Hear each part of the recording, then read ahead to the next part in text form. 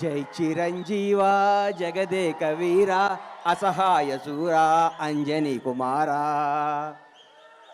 ఏ బ్రహ్మ ముహూర్తాన Konidela Venkatrao megastar Chiranjeevi అనే శివశంకర్ ప్రసాద్ అంజనమ్మ కడుపున బిజ వేశాడో కానీ ఆ బ్రహ్మ ముహూర్తం 71 సంవత్సరాల నుంచి నిరంతరం వెలిగిస్తూ అభిమానుల్ని రక్షిస్తూ ఎందరికో జీవనాభాది కల్పిస్తూ అందరికీ నేనున్నానని భరోసా ఇస్తూ ముందుకు నవయువకుల్లా తిరుగుతున్న మెగాస్టార్ చిరంజీవి గారికి జన్మదినం సందర్భంగా నా హృదయపూర్వక పాదాభివందనాలు తెలియజేసుకుంటూ నేను ఈరోజు ఏడుకొండల వెంకన్న సాక్షిగా, శ్రీశైలం మల్లన్న సాక్షిగా, బెదవాడ కనకదుర్గమ్మ తల్లి సాక్షిగా, సింహాద్రి అప్పన్న సాక్షిగా, యాదగిరిగుట్ట నరసింహస్వామి సాక్షిగా, నేను కొలిసే అయ్యప్ప స్వామి సాక్షిగా నిజాలే మాట్లాడతా.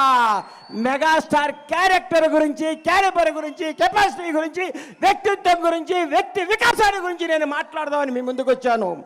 చిరంజీవి ఏ బ్యాక్గ్రౌండ్ లేకుండా, ఏ రౌండ్ లేకుండా ఒక కానిస్టేబుల్ కొడుకుగా చదువుకొని కుర్రాడులా చెన్నై నగరంలో అడుగుపెట్టినప్పుడు మీ అభిమానులందరూ ఎవరి కుర్రాడు, ఎవరి అడ్రస్ లేని వ్యక్తి అన్నాళ్ళకి ప్రపంచవ్యాప్తంగా ఉన్న తెలుగు వారందరికీ మెగాస్టార్ అంటే చూపించిన మహోన్నత వ్యక్తి మెగాస్టార్ చిరంజీవి. నాకు ఆయన అంటే ప్రాణం. ఎందుకు ప్రాణం అంటే నాకు జీవితాన్ని ఇచ్చిన పవర్ స్టార్ పవన్ కళ్యాణ్ తెలుగు ఇండస్ట్రీకి చేత్తో పట్టుకొచ్చిన మెగాస్టార్. ఈ భారతదేశంలో ఏ నటుడికి, ఏ మెగాస్టార్కి దగ్గర అదృష్టం రామ్ చరణ్ రూపేణ ఆయన లెగసీని కంటిన్యూ చేయడానికి పుట్టించిన మహోన్నత వ్యక్తి చిరంజీవి. ఎంతమంది స్టార్లు ఉన్నారు భారతదేశ వ్యాప్తంగా ఉన్న స్టార్లందరికీ ఒక సూపర్ స్టార్కు ఇంకో సూపర్ స్టార్ పుట్టాడా? ఒక మెగాస్టార్కు మెగా పవర్ స్టార్ పుట్టాడా? ఏం కొడుకుని కన్నావయ్యా మెగాస్టార్. నీ వ్యక్తిత్వం గతంలో చాలా మంది ఓరు దాటేదాకా ఓరి మల్లనని పనిలేక బోడి మల్లన్ అంటున్న ఈ రోజుల్లో చిరంజీవి గారు అన్నా నీ వెనకాల ఎంతమంది ఉంటే ఏంటి, ఊడితే ఏంటి? నీ క్యారెక్టర్ భావి తరాలకి, భవిష్యత్ తరాలకి ఒక రామాయణం, ఒక భగవద్గీత, ఒక భారతదేశ స్వతంత్రానికి పోరాడే కాదల్లాగా చిరంజీవి చరిత్ర కూడా అందరూ హృదయాలు లిఖించుకుంటారని నేను మీ అందరు గర్వంగా చెప్తున్నా. చిరంజీవి వ్యక్తిత్వం. ఈ మధ్య నేను చిరంజీవి గారింటికి వెళ్ళి మర్చిపోయి మీకు చెప్పడానికి వెళ్తే అన్నయ్య కొంచెం లేట్గా వచ్చాడు. ఏంటన్నా లేట్గా వచ్చావన్నా? మా చెల్లికి నడువు నొప్పిగా ఉంటే జెండు బాంబు రాస్తున్నారు ఆ లోపల అన్నాడు. అదే చిరంజీవి క్యారెక్టరు. ఈరోజు కూడా 85 ఏళ్ల తల్లిని కొడుకులాగా పట్టుకొని కాళ్ళ ఒత్తుతూ ఇంట్లో పెట్టుకొని కంటికి రెప్పలా చూస్తున్న క్యారెక్టర్ చిరంజీవిది. చిరంజీవి వ్యక్తిత్వం ఎవరికి తెలుసు?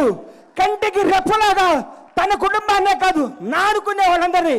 25 సంవత్సరాల కింద బండ్ల గణేష్ ఏందండి, అడ్రస్ లేనోడిని, అడ్రస్ అంటే తెలియనోడిని, అన్నా నేను ఇల్లు కట్టుకున్నానంటే నా అడ్రస్ ఎత్తుకుంటూ షాద్ నగర్ వచ్చాడు నడువు నొప్పితో. ఆ రోజు మెగాస్టార్ శంకర్ దాదా లాంటి బ్లాక్ బస్టర్లు కొట్టి యావత్ భారతదేశం చిరంజీవిని చూడాలనుకున్న రోజుల్లో 50 కిలోమీటర్ల నడువు నొప్పితో వచ్చిన మహోన్నత వ్యక్తి మెగాస్టార్ చిరంజీవి. ఆయన క్యారెక్టర్ గురించి మాట్లాడాలంటే, ఆయన క్యాలిబర్ గురించి మాట్లాడాలంటే, ఆయన స్టామినా గురించి మాట్లాడాలంటే, ఆయన నిజాయితీ గురించి మాట్లాడాలంటే, ఆయన నిర్భయం గురించి మాట్లాడాలంటే ఎవరి తరం కాదు, ఎవరి వ్యక్తిత్వం ఉండదు. అన్నా నువ్వు రాజకీయాల్లో నుంచి బయటకు ఎందుకు వచ్చావు అంటే నేను అడిగాను. ఇదే స్టేజ్ మీద గోవిందరందరూ వాడే ఫంక్షన్లో కూర్చుంటే అన్నా మీరు రండి, యాక్ట్ చేయండి, మీకు దండం పెడతా, మీరు రావాలి, మీరు డ్యాన్స్ చేయాలి, మీరు భారతదేశ తెలుగు చలనచిత్ర పరిశ్రమలో వచ్చిన స్థాయిగా ఉండాలని నీలాంటి అభిమానులు, నాలాంటి అభిమానులు ఎంతోమంది అడిగితే ఆయన వచ్చి మళ్ళీ దుమ్ము దులుపుతున్నాడు, హిట్ల మీద హిట్లు కొడుతున్నాడు. ఆయన నుంచి అందరూ నేర్చుకోవాలి. సినిమా వెనకాల సినిమా ఎక్కిస్తూ, సినిమాతో సినిమాలు పెంచుతూ, ఎంతోమందికి వినోదాన్ని ఇస్తూ, ఎంతోమందికి హక్కుని చేర్చుకొని ప్రతి ఒక్కరికి నానుకున్న వాళ్ళందరికీ చేతునిచ్చి, ఆయనలో స్వార్థం ఉంటే, ఆయనే నేనే ఉండాలనుకుంటే నేను ఉండాలి, నా కొడుకు ఉండాలనుకుంటాడు. అవన్నీ పక్కన పెట్టి మేము ఉండాలి, మనం ఉండాలి, మనం అందరం ఉండాలి, అందరూ పైకి రావాలి, అభిమానించే ప్రతి ఒక్కరికి బంగారు భవిష్యత్తు ఇవ్వాలి అని చెప్పిన మోహన వ్యక్తి మెగాస్టార్ చిరంజీవి. చిరంజీవి అనేవాడు ఇండస్ట్రీలో రాకపోయింటే నాలాంటి వాళ్ళు వచ్చేవాళ్ళు కాదు. ఎందుకంటే ఇండస్ట్రీ అందదేమో సామాన్యులకి అందరూ ఒక కలేమో అని అనుకుంటున్న రోజుల్లో ఒక చిరంజీవి కూడా మెగాస్టార్ అవ్వచ్చు, కష్టపడే ఎవడైనా సినిమా ఇండస్ట్రీలో బైక్ రావచ్చని అడ్రస్ కల్పించిన మహోన్నత మెగాస్టార్ చిరంజీవి.